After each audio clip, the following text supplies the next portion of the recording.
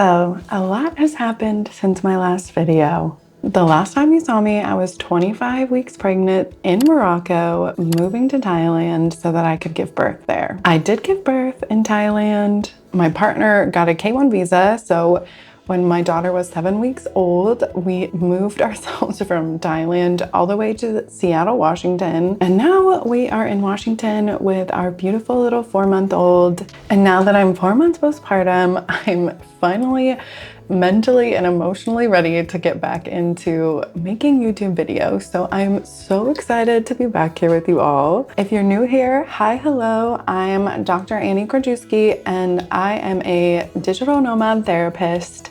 I really love creating videos, sharing with you about my life and helping teach you how to build a private practice that allows you to travel the world while seeing patients you love. And if that's you, definitely hit like and subscribe. So I wanted to have my first video back being a little bit of an update to let you know where I am in the world, what I've been up to, and kind of the future of this channel and kind of my future plans as a digital nomad. The first thing is talking about my beautiful baby girl. Her name is Zainab, but we call her Zizi for short. If you did watch my last video, I decided to go from Morocco to Thailand to give birth to my daughter because my husband is Moroccan and we weren't able to go back to the United States to give birth. So we decided to go to Thailand because it kind of had safer and more advanced medical practices there. And so I just felt more comfortable giving birth in Thailand since we had already spent some time there. And so we were there from when I was 25 weeks until I was 7 weeks postpartum. So about a total of 5 months, which is the longest time I had spent in Thailand. And I would say overall, being pregnant in Thailand was a little bit rough. I think that's why I stopped making videos, just because I was getting to my 3rd trimester, which inherently is already a little bit tricky, but also it was like super hot there and the apartment we had wasn't the best for filming. It's hot and humid and a pregnant woman don't always go together. And so I think I struggled a little bit, but at first we were in Phuket near the beach. So I think that was really nice. But then we headed up to Bangkok, which is where I gave birth, which was nice because then I could go to like pregnancy yoga, and also they had pregnancy massages, which I was obsessed with.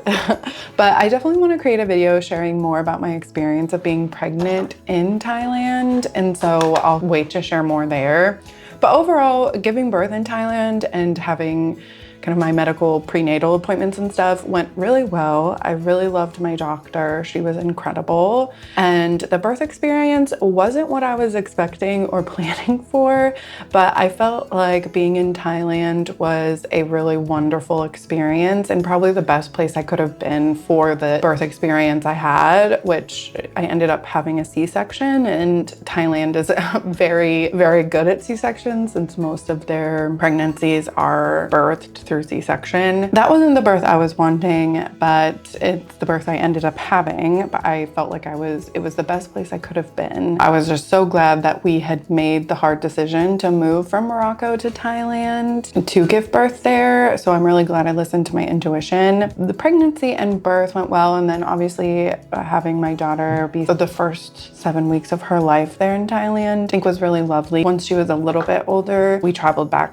from Bangkok to Phuket and we were able to take her to the beach. Luckily there was like a good enough breeze so it wasn't like too hot for her. It was really good for me to be near the ocean as I was healing from the birth. Yeah, it just was a really lovely experience and I will probably travel back there for my future births. Now she's 4 months and we've been here since she was 7 weeks and she is lovely and I love her so much. I don't plan to share her too much on this channel. I also have an Instagram, which you should definitely follow, and sometimes I'll share some pictures of our life and stuff there. And obviously if I do vlogs, you'll probably see somewhat of her, but I probably try to keep her a little bit private just to give her some privacy. But another update that while I was pregnant and getting ready to give birth, my husband got his interview date to get his visa to come to the United States. At the time, we were just engaged because we tried to get married in Morocco, but but it's very difficult to get married there as a foreigner to another Moroccan. And so we weren't able to get married there. And so we decided to apply for a K1 fiance visa to the States. And we thought that it was going to take a long time to get that just because of the current administration. But while we were in Thailand, I think maybe the first couple of weeks, we ended up getting an email from the Casablanca embassy saying that he got his interview, which was really exciting because it can take so long to get that, and that you have to have an interview at the consulate from your country, and that's where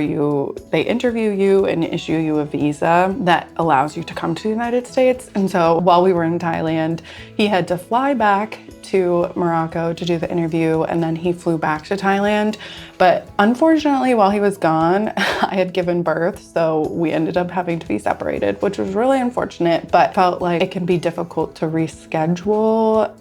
Once you get your interview date, they can push you back like a year, which we didn't want to do. And so it felt worth the sacrifice to have him leave and be separated for the birth. We did try to induce me a bit before he left to see if she could be born before he left, but didn't end up working that way. He had his interview on the day I gave birth, which is really wild, but it was really great news because he called me to tell me that his visa was approved right before they wheeled me in for my C-section. So it was a good morale booster at the time. So then he got his visa and traveled back to Thailand, and we were able to then spend some time in Thailand together with our daughter. And my parents also flew out to Thailand to be with me during the birth. They were there, I think they left for the United States about a week before we did. So it was very exciting. And if you know anything about trying to immigrate to the United States, it is a really long process. And so we were really excited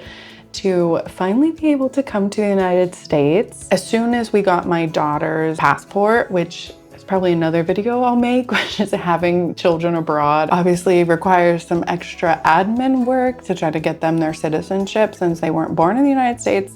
So I'm gonna share a video about that in case any of you are interested in living abroad as a family. As soon as we got her passport, we booked a flight and came back to the United States here in Washington State. And we were able to get married, which was really exciting and a really long time coming.